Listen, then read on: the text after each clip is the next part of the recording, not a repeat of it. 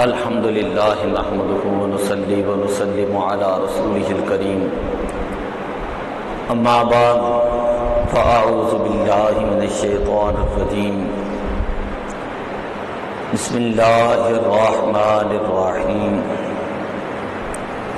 قال الله تعالى في القرآن المجيد والفرقان الحميد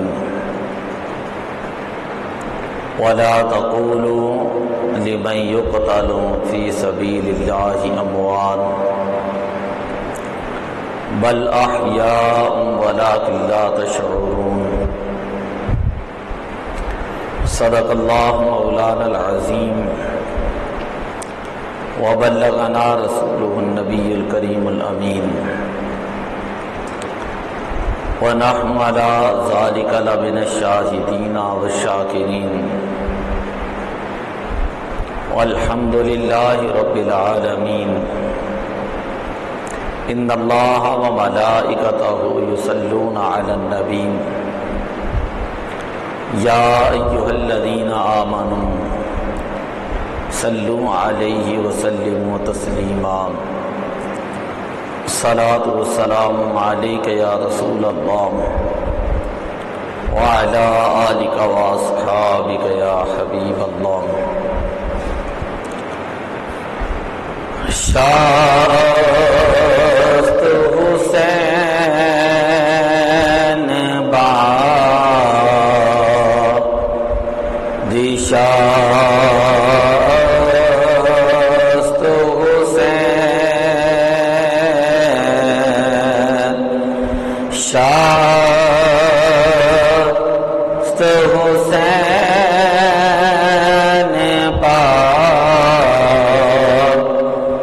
شاست حسین دیست حسین دین پناست حسین دیست حسین دین پناست حسین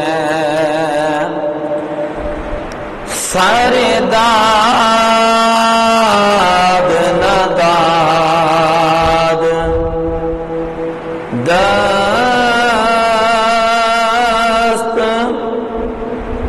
در دست یزید سرداد نداد دست در دست یزید حقا کے بنا لا الہ است حسین حقا کے بنا لا الہ است حسین۔ اللہ کی حمد و ثنا اور امام الانبیاء حبیب کبریا شاہد ما طغی رازدار ما اوحی سر الاسرار سید الابرار احمد مختار حضرت سیدنا محمد الرسول اللہ صلی اللہ علیہ وسلم کی بارگاہ اقدس کے اندر ہدیہ عقیدت اور امام علی مقام امام شہداء راکب دوش رسول حضرت امام حسین رضی اللہ تعالی عنہم آپ کی بارگاہ میں خراج عقیدت پیش کرنے کے بعد محرم الحرام کے اندر پوری دنیا کے اندر امام علی مقام امام الشہداء حضرت سیدنا امام حسین رضی اللہ تعالی عنہم اور آپ کے جتنے رفقا، جتنے آپ کے ساتھی جو کربلا کے اندر شہید ہوئے، ان کی عظیم بارگاہوں کے اندر خراج عقیدت پیش کیا جاتا ہے، اور ان کے اوصاف، ان کے کمالات، ان کے فضائل، ان کے مناقب، ان کے محاسن کو بیان کیا جاتا ہے، اور کس طرح اہل بیت اور ان کے افراد نے کربلا کے اندر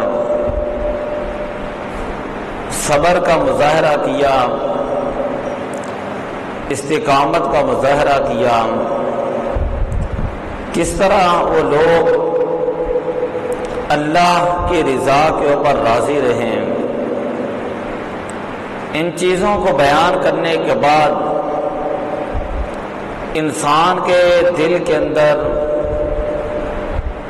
ہر حال میں صبر اختیار کرنے کا ملکہ پیدا ہوتا ہے، اور انسان کے اندر ایک استقامت کا جذبہ پیدا ہوتا ہے کہ کس طرح حضرت امام حسین رضی اللہ تعالی عنہم آپ نے انتہائی استقامت کے ساتھ، انتہائی صبر کے ساتھ کربلا کے اندر مظاہرہ فرمایا اور جام شہادت نوش فرمایا۔ انسان کو بیدار تو ہو لینے دو، ہر شخص پکارے گا ہمارے ہیں حسین۔ جس شان سے کوئی مقتل کو گیا وہ شان سلامت رہتی ہے، یہ جان تو آنی جانی ہے، اس جان کی کوئی بات نہیں، برتر اور سود و زیاں ہے زندگی، ہے کبھی جاں اور کبھی تسلیم جاں ہے زندگی۔ حضرت امام علی مقام امام حسین رضی اللہ تعالی عنہم آپ کی شہادت کی خبر حضور علیہ الصلوۃ والسلام نے بچپن ہی کے اندر دے دی تھی۔ ایک مرتبہ حضرت ام سلمہ رضی اللہ تعالیٰ عنہ بیان کرتی ہیں، حضرت امام حسن اور حضرت امام حسین رضی اللہ تعالی عنہما میرے گھر میں تھے، حضور علیہ الصلوۃ والسلام کے سامنے کھیل رہے تھے کہ آپ کی بارگاہ میں جبریل امین حاضر ہوئے اور عرض کی یا محمد ان امتک تقتل ابنتک ھذا من بعدک، کہ آپ کی امت آپ کے اس شہزادے کو آپ کے وصال کے بعد شہید کر دے گی۔ حضور علیہ الصلوۃ والسلام نے جب حضرت امام حسین رضی اللہ تعالیٰ عنہ کی شہادت کی خبر سنی تو آپ کی چشمان مقدس سے آنسو جاری ہونے لگے، اور حضور علیہ الصلوۃ والسلام نے تھوڑی سی مٹی حضرت ام سلمہ رضی اللہ تعالی عنہ کو دی اور فرمایا کہ یا ام سلمہ اذا تحولت هذه التربة دما، کہ اے ام سلمہ جس دن یہ مٹی جو ہے یہ خون بن گئی تو تم سمجھ لینا کہ اس دن میرے اس بیٹے کو شہید کیا جا چکا ہے۔ حضرت ام سلمہ جو مومنوں کی ماں ہیں، آپ ہر روز مٹی کو دیکھتی اور فرماتی ہیں کہ جس دن حضرت امام حسین رضی اللہ تعالیٰ عنہ کو شہید کیا جائے گا وہ دن بڑا عظیم دن ہوگا۔ اس سے پتہ چلا کہ امام حسین رضی اللہ تعالیٰ عنہ کی شہادت کی خبر نبی پاک صلی اللہ علیہ وسلم نے بچپن میں دی تھی۔ دوسری بات یہ ہے کہ حضرت امام حسین رضی اللہ تعالیٰ عنہ کی شہادت کی خبر یہ صحابہ کرام کو بھی تھی، بڑے بڑے جلیل القدر صحابہ کو پتہ تھا کہ امام حسین رضی اللہ تعالیٰ عنہ آپ کربلا کے اندر شہید کیے جائیں گے۔ حضرت علی المرتضیٰ رضی اللہ تعالیٰ عنہ کو بھی پتہ تھا، حضرت سیدہ کائنات فاطمہ الزہرا رضی اللہ تعالیٰ عنہ آپ کو بھی پتہ تھا، اور کسی نے یہ نہیں کہا کہ اے اللہ یہ جو مصیبت ہے اور تکلیف ہے اس کو دور کر دے یا اس کو ٹال دے، بلکہ حضور علیہ الصلوۃ والسلام نے بھی استقامت کی دعا فرمائی، حضرت علی المرتضیٰ رضی اللہ تعالیٰ نے بھی استقامت کی دعا فرماتے تھے۔ ایک مرتبہ حضرت علی المرتضیٰ رضی اللہ تعالیٰ عنہ آپ کربلا سے گزرے، آپ نے اپنے ساتھیوں کو روکا اور فرمایا کہ یہ وہ جگہ ہے جہاں پر اہل بیت کے خیمے لگیں گے، اور فرمایا کہ یہ وہ جگہ ہے جہاں پر میرے بیٹے حسین کو شہید کیا جائے گا۔ تو پتہ چلا حضرت سیدنا ابو ہریرہ رضی اللہ تعالیٰ عنہ کتنے جلیل القدر صحابی ہیں۔ تو روایات کے اندر آتا ہے کان یتعوذ من امارت الصبیان، آپ جو ہے وہ یزید کی حکومت سے پناہ مانگا کرتے تھے۔ نبی اکرم صلی اللہ علیہ وسلم نے فرمایا الخلافت بعدی 30 سنۃ، کہ میرے بعد جو خلافت ہوگی وہ 30 سال ہوگی، 30 سال تک خلیفہ آئیں گے، خلیفہ رہیں گے۔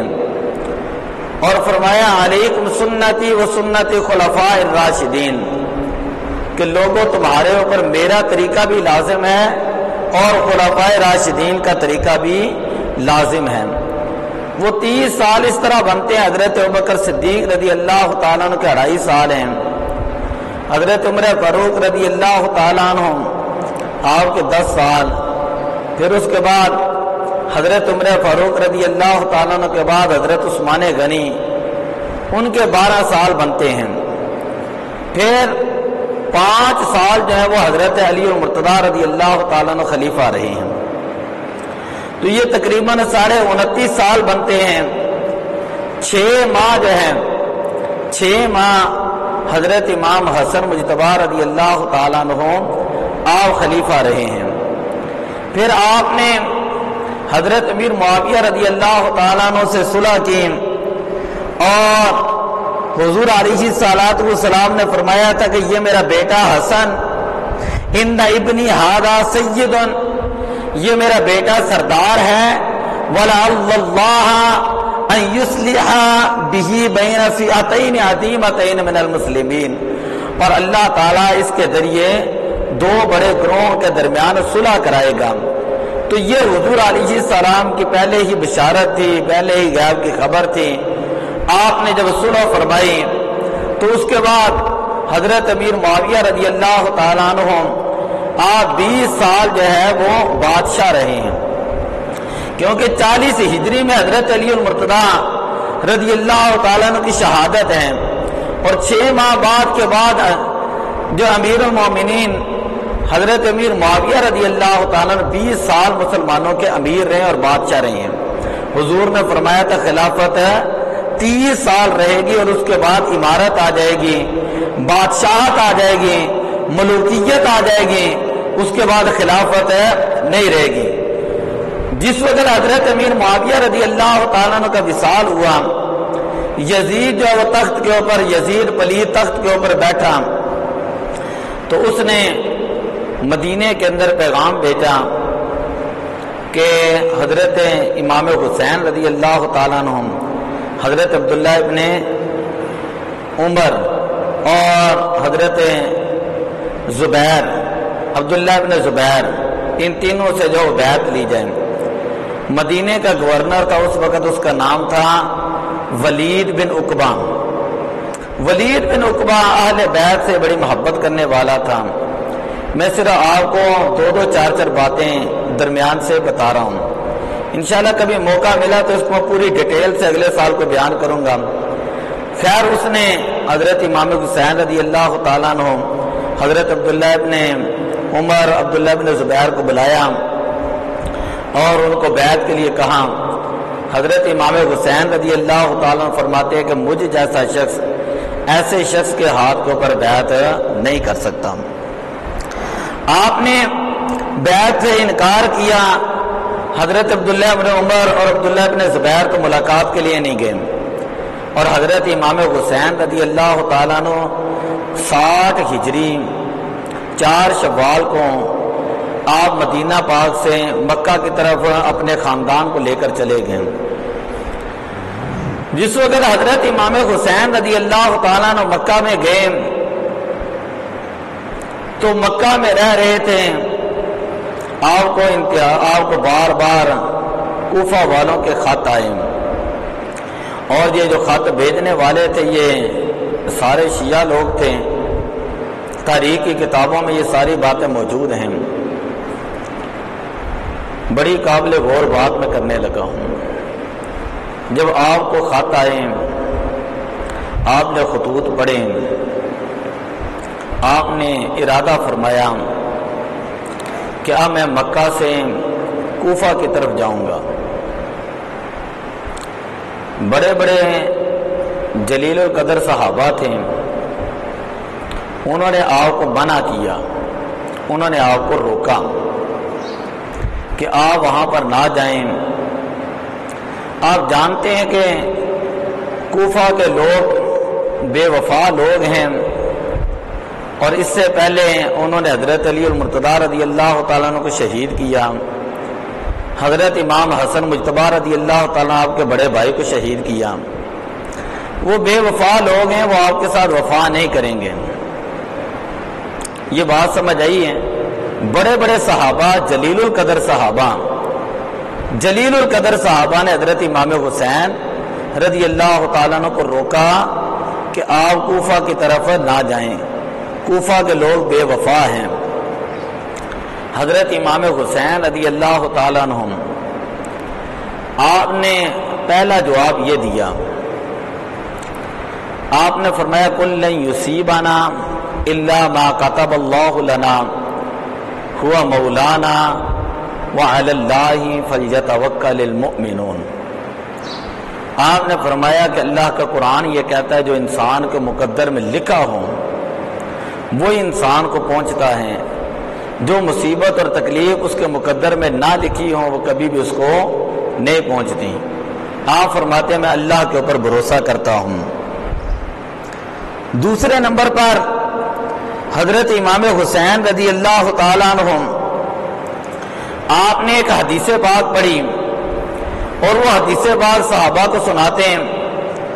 آپ فرماتے ہیں حضور علیہ الصلوۃ والسلام نے فرمایا مر رأى سلطانا جابرا، جو شخص ظالم بادشاہ کو دیکھے، ظالم بادشاہ کو دیکھے، مستحلا لحرم اللہ، اور وہ یہ سمجھے کہ یہ ظالم بادشاہ ہے، یہ اللہ کی حدود کو پامال کر رہا ہے، اللہ کی حرام کردہ چیزیں ان کو مستحلا، ان کو یہ حلال کرنے والا ہے، اور ناقصا لعہد اللہ، یہ مسلمانوں کا بادشاہ ہو کر اللہ کے وعدے کے خلاف کرنے والا ہے، کتاب و سنت کے خلاف بات کرنے والا ہے، کتاب و سنت کے خلاف حکومت کرنے والا ہے، کتاب و سنت کے خلاف فیصلے کرنے والا ہوں، مخالفا لسنت رسول اللہ، رسول پاک صلی اللہ علیہ وسلم کی سنت کی مخالفت کرنے والا ہوں، یعمل فی عباد اللہ بالاسم والعدوان، اور لوگوں کے اندر گناہ، ظلم اور زیادتی کرنے والا ہوں، تو آپ نے فرمایا فلم یغیر ما علیہ بفعل ولا قول کان حقا علی اللہ ان یدخل مدخلہ، اور جو شخص اس کو دے کر اس کو ظلم سے باز نہ رکھے، کل قیامت والے دن اللہ تعالیٰ اس کو جہنم کے اندر داخل فرمائے گا۔ آپ نے فرمایا کہ تمہیں پتہ ہے کہ یزید کا کردار کس طرح کا کردار ہے، اور کس طرح اس نے اللہ تعالیٰ کی حرام کردہ چیزوں کو حلال کیا، کس طرح اس نے کتاب و سنت کے خلاف فیصلے کیے۔ اگر میں اس کو یہ ظلم اور نافرمانی سے نہیں روکوں گا تو پھر میں اللہ کی بارگاہ میں کیا جواب دوں گا؟ وَأَنَا أَحَقُّ مَنْ غَيَّرَ، میں سب سے زیادہ حقدار ہوں کہ میں اللہ کی نافرمانیوں کے راستے کو روکنے والا ہوں۔ تو یہ آپ نے صحابہ کرام کو جواب دیا جو یہ کہہ رہے تھے کہ آپ وہاں پر کوفہ کے اندر نہ جائیں۔ تیسرا یہ ہے کہ حضرت امام حسین رضی اللہ تعالیٰ عنہ نے خواب دیکھا، اور یہ روایت البدایہ والنہایہ جلد نمبر 8 کے اندر موجود ہے، اور آپ نے فرمایا انی رأیت رسول اللہ صلی اللہ علیہ وسلم فی المنام، میں نے حضور علیہ الصلوۃ والسلام کو خواب کے اندر دیکھا ہے۔ وقد امرنی بامر، نبی پاک صلی اللہ علیہ وسلم نے کام کرنے کا مجھے حکم دیا ہے۔ فرمایا وانا ماذلہ ہوں، میں حضور علیہ السلام کے فرمان کے اوپر ہر صورت میں عمل کروں گا۔ فرمایا کہ جب تک میں اللہ سے نہیں مل جاتا اس وقت تک میں کسی کو اس کے بارے میں بتاؤں گا نہیں۔ فرمایا کہ اس خواب کے اندر نبی پاک صلی اللہ علیہ وسلم نے کس چیز کے بارے میں حکم دیا؟ فرمایا کہ اس چیز کے بارے میں کسی کو کچھ نہیں بتاؤں گا۔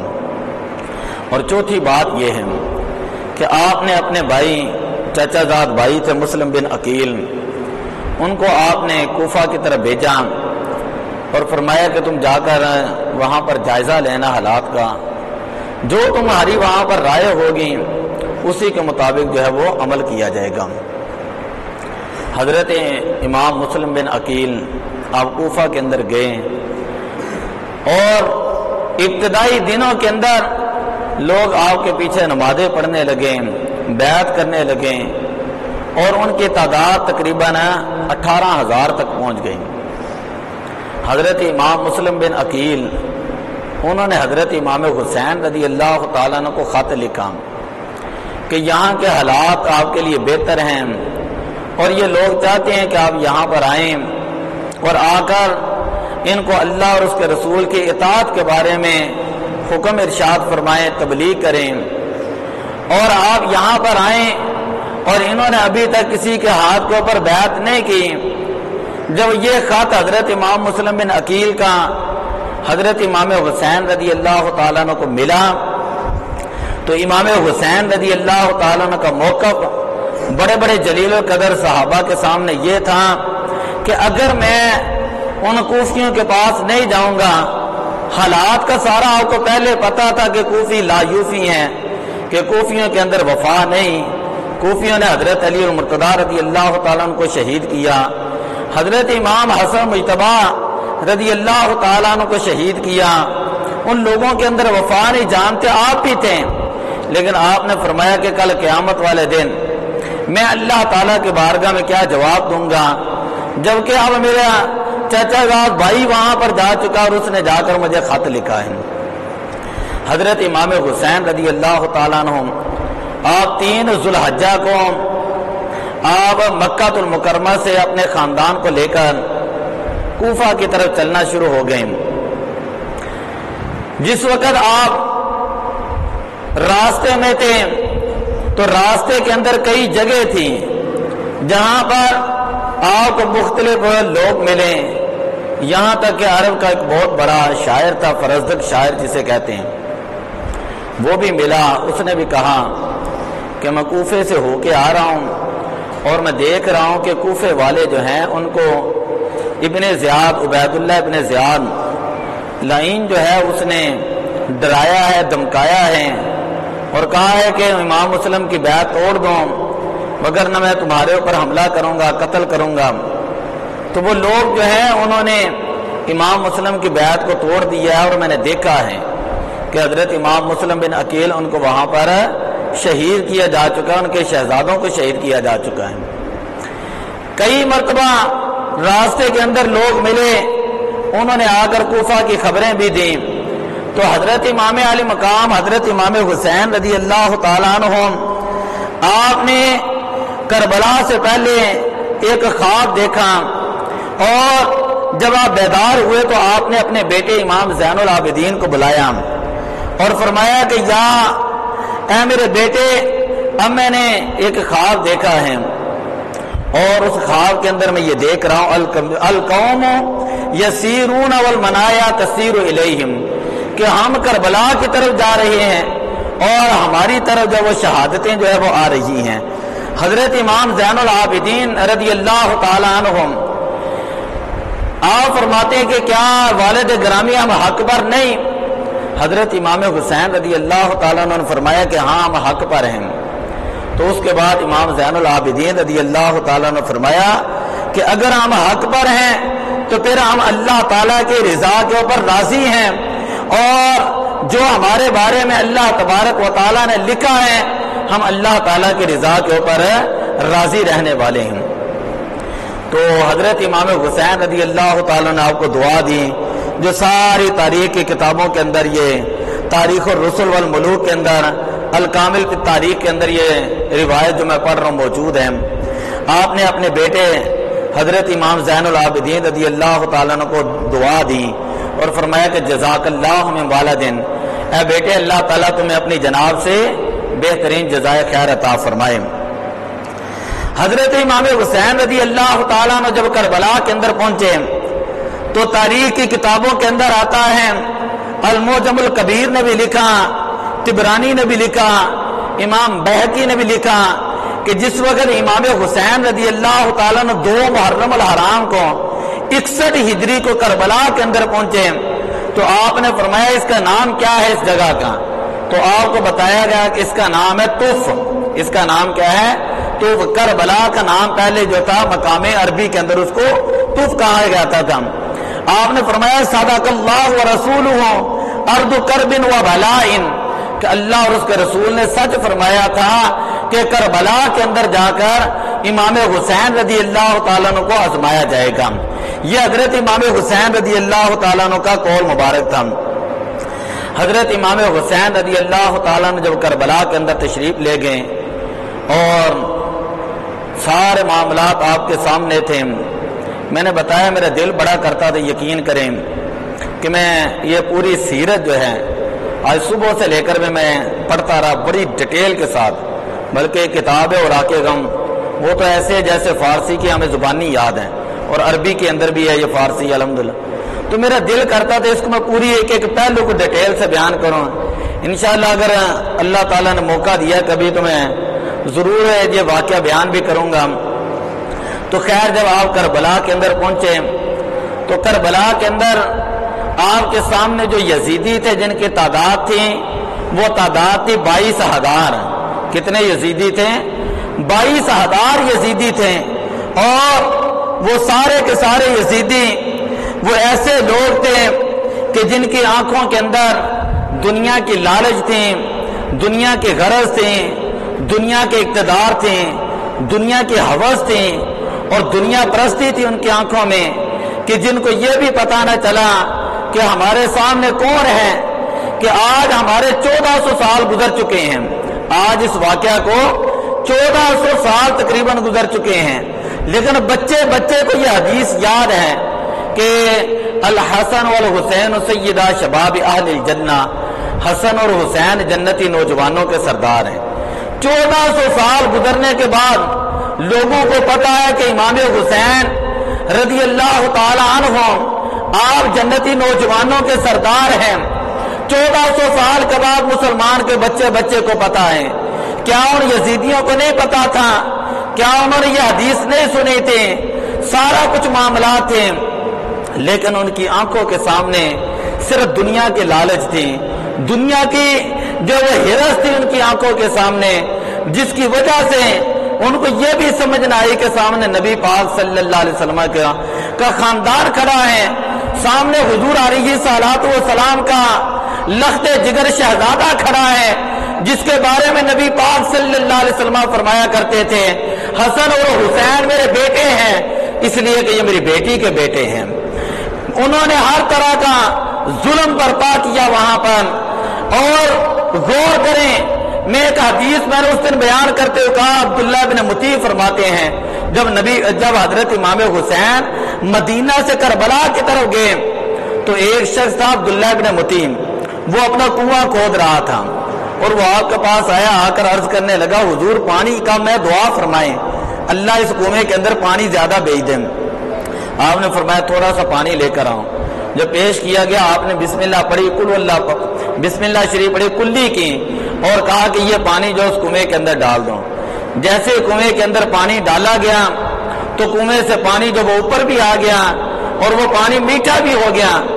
یہ کربلا کے سفر کی بات میں کر رہا ہوں کہ وہ امام حسین جو مشکل کشا کا بیٹا ہے، جو مشکل کشا کا بیٹا ہے، جو حیدر کرار کا بیٹا ہے، جو نبی کا نواسا ہے، وہ امام حسین جو خود مشکل کشا ہے، کیا وہ کربلا کے اندر دعا فرماتے تو اللہ ان کی دعا سے آسمان سے بادل نازل نہ فرماتا؟ اگر وہ دعا فرماتے تو کربلا کے ذرے ذرے سے پانی کے چشمے جاری ہو جانے تھے. اگر وہ اشارہ فرماتے تو نہر فرات اپنا راستہ خیموں کی طرف کر دیتے. وہ اتنے بڑے خاندان کے بیٹے تھے اور وہ اتنی عظیم شخصیت ہیں کہ جن کی بارگاہ کے اندر کلندر جھکتے ہیں، درویش جھکتے ہیں، ولی جھکتے ہیں، غوث جھکتے ہیں، اور جن کی بارگاہ میں اقطاب جھکتے ہیں، جن کے گھر سے ولایت شروع ہوتی ہے، جو مشکل کشا حیدر کرار ان کے شہزادے ہیں. اگر وہ دعا کرتے اللہ آسمان سے بارش نازل فرما دیتا. اگر دعا کرتے تو کربلا کے اندر پانی کے چشمے جاری ہو جاتے. اگر اشارہ فرماتے تو نہر فرات کی کیا ضرورت ہے، وہ اپنا راستہ بدل دیتے، ہوا کو حکم دیتے، ہوا یزیدیوں کو تباہ و برباد کر دیتے. اللہ کے سارے فرشتے امام حسین کی طرف دیکھ رہے تھے اور امام حسین کے سامنے اللہ کی جتنی مخلوق تھی 18,000 مخلوق امام حسین کے آگے ہاتھ باندھ کے کھڑی تھی کہ ادھر نبی کا نواسا ہمیں حکم دے، ادھر سے ہم یزیدیوں کو تباہ و برباد کر دیں. اگر زمین کو حکم دیتے زمین جو یزیدیوں کو برباد کر دیتے ہیں، لیکن ساری مخلوق امام حسین کی طرف دیکھ رہی تھی اور امام حسین اللہ کی رضا کی طرف دیکھ رہے تھے. امام حسین اللہ کی رضا کی طرف دیکھ رہے تھے. جب 10 محرم تھا، میں 2 حدیثیں پڑھنے لگا آخر میں. 10 محرم کی رات تھی تو حضرت امام حسین رضی اللہ تعالیٰ عنہ خیمے میں گئے. دیکھا کہ آپ کی ہمشیرہ زینب ایک مرتبہ بے ہوش ہو گئی ہیں. جب ان کو افاقہ ہوا تو آپ نے اپنی ہمشیرہ کو ایک تسلی دی. تاریخ کی کتابوں کے اندر البدایہ والنہایہ کے اندر، اسی طرح الکامل فی التاریخ کے اندر یہ روایت موجود ہے. آپ نے الفاظ کہے، آپ نے فرمایا کہ اے میری ہمشیرہ اتق اللہ، کہ تو اللہ سے ڈرنا اور یہ بات یاد رکھنا کہ اللہ کے رضا کے اوپر راضی رہنا. ان اہل الارض یموتون واہل السماء لا یبقون وان کل شیء ہالک الا وجہ اللہ. کائنات میں ایک وقت آئے گا جب ہر چیز فنا ہو جائے گی. فرمایا کہ اے میری ہمشیرہ ابھی خیر منی و امی خیر منی و اخی خیر منی، کہ میرے والد حضرت علی وہ مجھ سے بہتر تھے اور میری والدہ مجھ سے بہتر تھے، میرے بڑے بھائی مجھ سے بہتر تھے. جب وہ دنیا سے چلے گئے ہیں وَلَهُمْ وَلِكُلِّ مُسْلِمٍ بِرَسُولِ اللَّهِ أُسْوَةٌ حَسَنَةٌ، ان کے لیے بھی میرے لیے بھی اور قیامت تک آنے والے لوگوں کے لیے جو ہے نبی پاک صلی اللہ علیہ وسلم کی زندگی بہترین نمونہ ہے. فرمایا یا اخیتم انی اقسم علیک، اے میری بہن میں تمہیں قسم دیتا ہوں، میں تمہیں قسم دیتا ہوں، لا تشکی علی جیبا، کہ میری شہادت کے بعد تم نے گریبان نہیں پھاڑنا، ولا تخمشنی علی وجہا، اور میری شہادت کے بعد اپنے چہرے کے اوپر تماچے نہیں مارنے، ولا تدعی علی بالویل، اور میرے بعد کوئی واویلا نہیں کرنا، میرے بعد کوئی واویلا نہیں کرنا. یہ حضرت امام حسین رضی اللہ تعالیٰ عنہ جن کو کہا جاتا ہے سلطان کربلا، کیا کہتے ہیں؟ سارے بولو ذرا، سلطان کربلا. سلطان کربلا کو ہمارا سلام ہو، کہ جنہیں سلطان کربلا کہا جاتا ہے۔ آپ نے یہ معاملہ فرمایا۔ اگلا دن جب 10 محرم کا آیا تو حضرت امام حسین رضی اللہ تعالیٰ عنہ یزیدیوں کی فوج کے سامنے جا کر کھڑے ہو گئے، یزیدیوں کی فوج کے سامنے کھڑے ہو گئے۔ میرے سامنے حدیث پاک موجود اور 20 اس کے حوالے ہیں۔ یہ حدیث پاک ہر تاریخ کی کتاب کے اندر موجود ہے۔ آپ نے کہا کلمہ پڑھنے والوں، میری بات یاد رکھنا، تم جانتے ہو میں کون ہوں، تمہیں پتا ہے میرے والد کی کیا شان ہے، تمہیں پتا ہے میری والدہ کا نام فاطمہ، ان کی کیا شان ہے، تمہیں پتا ہے میرے نبی کو، میرے نانا نبی ہیں اور نبیوں کے امام ہیں، ان کی کیا شان ہے۔ فرمایا میرے بارے میں حضور علیہ السلام نے فرمایا تھا یہ جنتی نوجوانوں کا سردار ہے۔ آپ نے اتمام حجت کے لیے فرمایا، آپ نے ڈر کر نہیں فرمایا، گھبرا کر نہیں فرمایا، کمزوری کے لیے نہیں فرمایا، آپ نے لچک دکھانے کے لیے نہیں فرمایا، آپ نے استقامت کے لیے فرمایا، آپ نے للکارنے کے لیے فرمایا۔ آپ نے فرمایا تم جانتے ہو میں اللہ کے نبی کا بیٹا ہوں، نبی کی بیٹی کا بیٹا ہوں، میں حضرت علی کا شہزادہ ہوں، کہیں بھول نہ جانا، کوئی یہ نہ کہہ دے کہ ہمیں پتا نہیں تھا کس کے ساتھ مقابلہ کرنے لگے ہم۔ ایک یزیدی نے کہا کہ جمعے کا وقت ہو رہا ہے، ہم نے جمعہ پڑھنا ہے، جلدی کرو اپنی تقریر ختم کرو۔ ذرا غور کرے، کلمہ پڑھنے والے تھے، سامنے داڑیاں رکھنے والے تھے، جبے کبے پہننے والے تھے، جمعے پڑھنے والے تھے، شیبر قرآن کا حافظ تھا۔ ارے بتائیں اس قرآن کے حفظ کی کیا جسے اتنی شرم و حیا نہ آئی کہ اس نے امام حسین رضی اللہ تعالیٰ عنہ کو شہید کیا۔ ان یزیدیوں کی نمازیں کل قیامت والے دن ان کے چہروں کے اوپر ماری جائیں گے، ان کے روزے ان کے چہروں کے اوپر مارے جائیں گے، ان کے اوپر قیامت تک لعنتیں پڑتی رہیں گے۔ ان کی نمازیں کس کام کی، ان کا قرآن پڑھنا کس کام کا؟ یہ قرآن بھی ان یزیدیوں کے اوپر قیامت تک لعنت بھیجتا رہے گا۔ یہ داڑیاں کس کام کی؟ پتہ چلا داڑھی رکھ کر اگر اہل بیت سے بغض ہے، اگر حضرت علی سے بغض ہے، اگر سیدہ کائنات سے بغض ہے تو اس داڑھی کا فائدہ نہیں۔ قرآن پڑھ کر امام حسین سے بغض ہے تو اس قرآن کا کوئی فائدہ نہیں۔ نماز پڑھ کر اہل بیت سے بغض رکھنے والا وہ جہنمی کتا تو ہو سکتا ہے، وہ بندہ جنتی نہیں ہو سکتا۔ میرے آقا صلی اللہ علیہ وسلم نے دعا فرمائی تھی، اے اللہ جس سے حسین محبت کرتے ہیں یا جو حسین سے محبت کرتا ہے، اے اللہ تیرے نبی دعا کرتا ہے کل قیامت والے دن اس کو جنت عطا فرمانا، کل قیامت والے دن اس کو جنت عطا فرمانا۔ ذرا غور کریں کہ یزیدی وہ نمازیں کس کام کی ہیں؟ آج تک یزیدیوں کے حمایتی موجود ہیں۔ میں بہت بڑی بات کرنے میں کبھی اختلافی بات نہیں کرتا، لیکن میں کہنے لگا ہوں ہم الحمدللہ حسینی لوگ ہیں، حضرت امام حسین کا نام لینے والے ہیں، ہم الحمدللہ واہ حسین کہنے والے ہیں، ہم مدد کے لیے یا حسین پکارنے والے ہیں یا علی پکارنے والے ہیں۔ جو لوگ کہتے ہیں یا علی نہیں پکارنا چاہیے یا حسین نہیں پکارنا چاہیے، جو یزید کے حمایتی ہیں، ہم دعا کرتے ہیں اے اللہ جو یزید کے دل بارے میں محبت رکھتا ہے اس کو قیامت والے دن یزید کی صف کے اندر کھڑا کرنا۔ اے اللہ جو تیرے نبی کے آل سے محبت کرنے والے ہیں اور جو حسین والے ہیں، اے اللہ کل قیامت والے دن انہیں امام حسین کا ساتھ عطا فرمانا۔ جو اہل بیت سے محبت کرنے والے ہیں، حضور نے حضرت علی المرتضیٰ راوی ہیں، حضور نے فرمایا کہ علی تمہیں پتا ہے کہ جو مجھ سے محبت کرے گا اور میری آل سے محبت کرے گا اللہ تعالیٰ اس کو جنت کے اندر داخل فرمائے گا۔ حضرت علی المرتضیٰ عرض کرتے ہیں یا رسول اللہ کہ جو ہم سے محبت کرنے والا ہوگا اس کو اللہ تعالیٰ جنت کے اندر داخل فرمائے گا۔ کیا یہ اس دور کے لیے ہے؟ یہ قیامت تک کے لیے ہے؟ میرے آقا صلی اللہ علیہ وسلم نے فرمایا کہ علی نہیں، قیامت تک لوگ جب میری آل سے محبت کریں گے اللہ تعالیٰ اس محبت کی خیرات کی وجہ سے ان کو جنت کے اندر داخل فرمائے گا۔ میں نے کبھی آج تک وہ حدیث بیان نہیں کی کہ جو میں نے اپنی آنکھوں سے نہ پڑھی، بیان ہی نہیں کرتا۔ اگر کبھی نہ یاد رہے تو میں اوپر سے دیکھ کے بیان کر لیتا ہوں، لیکن میں کہتا ہوں بات وہ کریں خالص جو کرنے والی ہوں۔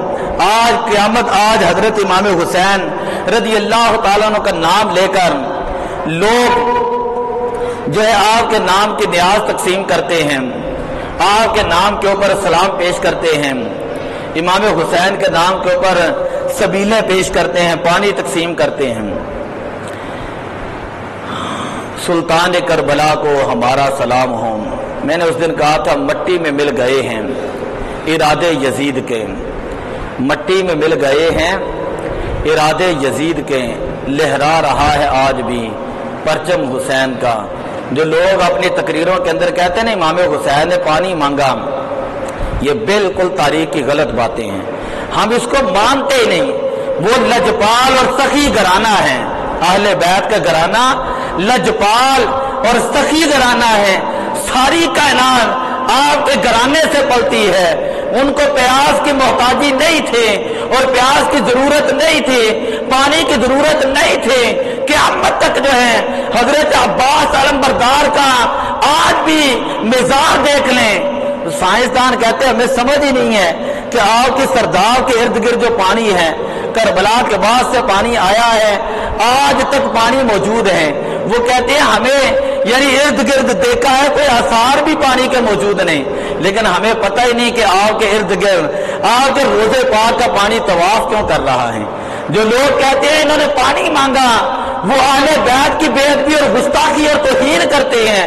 وہ پانی اس وقت سے لے کر آج تک امام حسین رضی اللہ تعالیٰ عنہ کے آگے ہاتھ باندھ کے کھڑا ہے، حضرت عباس علمبردار کے سامنے ہاتھ باندھ کے کھڑا ہے۔ وہ کہتے ہیں میری کیا جرمت تھی کہ حضور میں آپ کی بارگاہ میں حاضر نہ ہوتا۔ یہ کربلا کا منظر پیش ہونے کی بات تھی، اللہ کے ملائکہ دیکھ رہے تھے، خدا فرما رہا تھا یا ایتھا النفس المطمئنہ ارجعی الی ربک راضیۃ مرضیہ فادخلی فی عبادی وادخلی جنتی۔ اے نفوس قدسیہ، اے اہل بیت کے عظیم گھرانے والوں، اے عظیم خاندان والوں، اے نسبت مصطفیٰ کی خاطر اپنی جانیں کٹانے والوں، قیامت تک جو ہے فرشتے آپ کے اوپر درود و سلام پڑھتے رہیں گے، کائنات آتی رہے گی درود و سلام پڑھتی رہے گی۔ جو درود نہیں پڑھے گا میں اس کی نماز کو قبول نہیں کروں گا، جو درود نہیں پڑھے گا میں اس کی عبادت کو قبول نہیں کروں گا۔ جو نبی کی آہٹ سے ہٹ کر کہے کہ میں درود پڑھ کر نماز پڑھ لوں گا تو اس کی کبھی نماز بھی قبول ہے نہیں ہوتی۔ حسین اگر شہید نہ ہوتا، آخر میں ایک دو شعر برکت کے لیے پڑھتا ہوں، بس بات مکمل ہو گئی ہے۔ 56 سال 5 ماہ اور 5 دن آپ کی عمر مبارک تھی جب امام حسین رضی اللہ تعالیٰ عنہ کو شہید کیا گیا۔ مٹی میں مل گئے ہیں ارادے یزید کے، لہرا رہا ہے آج بھی پرچم حسین کا، کہ ایسا حسین میرا حسین ایسا حسین ہے کہ جن کے بارے میں حضور سلطان الہند فرماتے ہیں شاہ است حسین، بادشاہ است حسین، دین است حسین، دین پناہ است حسین، سرداد نہ داد دست در دست یزین، حقہ کے بنا لا الہ است حسین۔ قتل حسین اصل میں انہاں دے تانوں وی آندا، تسی بھی پڑھ لو، قتل حسین اصل میں مرگ یزید ہے۔ رکھتے نہیں لوگ بچوں کے نام بھی یزید پر، تو نے حسین یزید کو گالی بنا دیا۔ قتل حسین اصل میں مرگ یزید ہے۔ حسین اگر شہید نہ ہوتا تو آج گھر گھر میں یزید ہوتا، نبی کی سنت عیا نہ ہوتی، خدا کے گھر میں اذان نہ ہوتی، بشر کے چہرے پہ زنگ ہوتا، انسان کا کچھ اور ہی رنگ ہوتا۔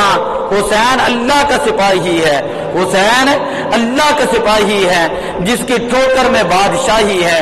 حسین انقلاب کی وہ کتاب لایا جس کا عنوان ہے شہادت۔ شہید زندہ تا قیامت، بیاں گر سر شہادت کی تفصیل ہو جائے، بیاں گر سر شہادت کی تفصیل ہو جائے، ہر مسلمان کا قبلہ روزہ شبیر ہو جائے۔ قتل حسین اصل میں مرگ یزید ہے۔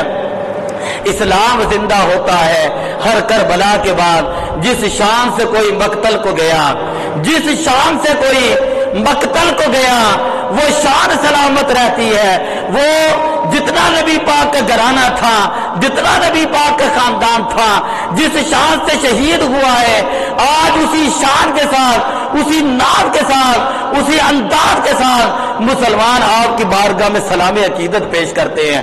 ہم بھی کہتے ہیں کہ سلطان کربلا کو ہمارا سلام ہو۔ جس شان سے کوئی مقتل کو گیا وہ شان سلامت رہتی ہے، یہ جان تو آنی جانی ہے، اس جان کی کوئی بات نہیں ہے، تسلیم ہے کبھی جاں اور کبھی تسلیم جاں ہے زندگی۔ قتل حسین اصل میں مرگ یزید ہے، اسلام زندہ ہوتا ہے ہر کربلا کے بعد۔ اپنے بچوں کو حضور کی آل کی محبت سکھائیں، اپنے بچوں کو حضور کی آل کی محبت سکھائیں اور بتائیں کہ حضور کا گھرانہ کیسا گھرانہ تھا، اور بتائیں کہ کن ظالموں نے نبی پاک کی آل کے ساتھ ظلم کیا، وہ دنیا کے اندر بھی لعنت کے مستحق ہیں اور آخرت کے اندر بھی لعنت کے مستحق ہیں۔ ہم اپنی اہل سنت و جماعت کا میں عقیدہ بیان کر رہا ہوں، ہمارے دلوں کے اندر ذرہ برابر بھی، رائی برابر بھی بنو امیہ کے وہ ظالم ترین جو حکمران تھے جنہوں نے اہل بیت کے اوپر ظلم کیا ہے، اللہ کی عزت کی قسم ہے اہل سنت کی پوری جماعت کے دلوں کے اندر میں ان کے بارے میں رائی برابر بھی محبت نہیں ہے۔ ہم اہل بیت سے محبت کرنے والے ہیں اور اہل بیت کا نام لے کر کھانے والے ہیں، اہل بیت کا نام لے کر پلنے والے ہیں، اور حضور کی محبت کی خیرات ہم اللہ کی بارگاہ میں پیش کرنے والے ہیں۔ دعا اللہ تعالی عمل کی توفیق عطا فرمائے۔